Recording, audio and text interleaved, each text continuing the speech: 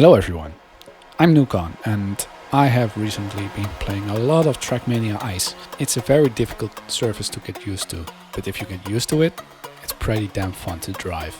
Nonetheless, a lot of people still struggle with learning ice or knowing what to do with ice, so I hope to shed a lot of light on this situation. I was mainly motivated to make this tutorial just because I didn't see any tutorials for the tricks that are quite usual on ice maps right now. So I decided to make a tutorial around it. I hope I can teach you something new, and let's get started. Before you start an ice slide, you want to enter at the right angle. So set yourself up at the right angle to get to the outside of the turn without touching any snow or wall. Next, you want to turn your car about 90 degrees. You can either do this by releasing and turning your car to keep the angle straight, or you can pre-calculate where you need to be while keeping acceleration pushed. If you are still turning, you can start an ice slide by just counter steering. If you don't have that momentum, you might want to tap brake just to keep yourself into an ice slide. There are several ways to control a slide. First things first, in a slide your car tends to want to get out of that slide. There will be a perpetual push to get your car straight again, so you have to lightly tap brake to keep yourself at the same angle as you started. Besides your slide automatically widening, you can also release to widen your slide more quickly. Alternatively, you can brake to sharpen your turn. Exiting a turn can be as simple as doing nothing until you reach 45 degrees, at which point you want to stop counter steering. In reality though, you cannot escape releasing acceleration at some short periods of time just to help you get out of a slide faster or having a faster recovery. In general, the sharper you turn, the slower you are, and the wider you turn, the faster you are. Try to keep your ice slides wide and at a consistent angle to optimally maintain speed and accelerate. Also, do keep in mind, with tech maps you usually see people sliding as soon as possible so they can maintain as much speed as possible and start accelerating as soon as possible. This is not so different on ice. You want the sharpest part of the turn to be done as early as possible. Try to get as much oversteering that you need to do done as soon as possible, so you can go as wide as possible so you can get the maximum of acceleration and preserve the most momentum. To keep yourself from sliding out, you want to first, don't go much tighter than 90 degrees, and second, manage your gears. Don't go into a slide when you're about to move up a gear, and don't lose a gear while you are sliding. This can be hard to keep in mind at first, but as you gradually improve, you'll get a sense to when gears can be a bother. So, when do you want to use a 360? A 360 is pretty good when you are in a nice slide and you suddenly have to turn very sharply in the opposite direction. There can be more places where it can be useful, but in general it's best applied when you have a lot of speed and you want to conserve that speed with a very sharp turn to the opposite side. Most people don't know that 360s can actually be quite easy to perform, especially if you take the easy way.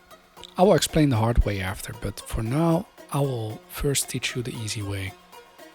You start the 360 in a sliding position.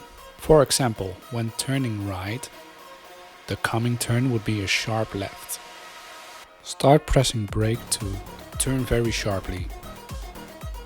Release brake before you are completely backwards. After you flip 180, you want to go from counter steering to steering again, so you need to change your direction. The only thing resting after this is lining yourself up for the next piece of ice. After a few minutes of training, you should be able to do a basic 360. The slightly harder 360 isn't that much different. The only difference is really that you release while you are backwards.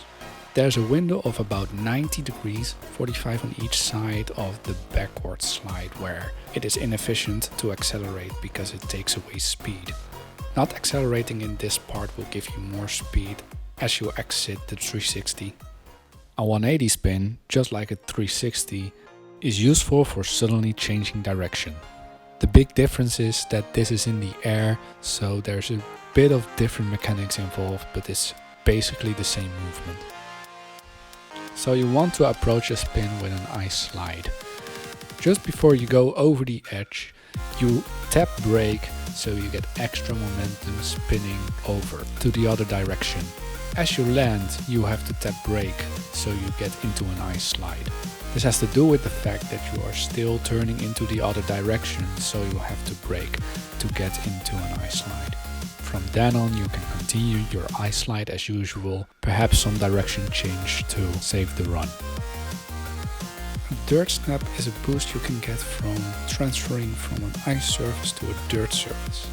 By approaching with a slide you can get a boost that you can take into the rest of the track. To perform a dirt snap you need to approach the dirt at a 90-degree angle, ideally entering at more than 90 degrees. As you enter the dirt you want to go straight again, above the 90 degrees mark. Making the transition from backward to forward will give you a snap from the dirt that will send you flying into the next part. If you perform this correctly, you will get a definite boost in the direction you are sliding in. If you perform this wrong, you will get a slight whoosh. You don't want that whoosh. The icy dirt slide is a kind of bug slide that allows you to make a very sharp turn on dirt with having icy grip. Approach the dirt turning into 90 degrees.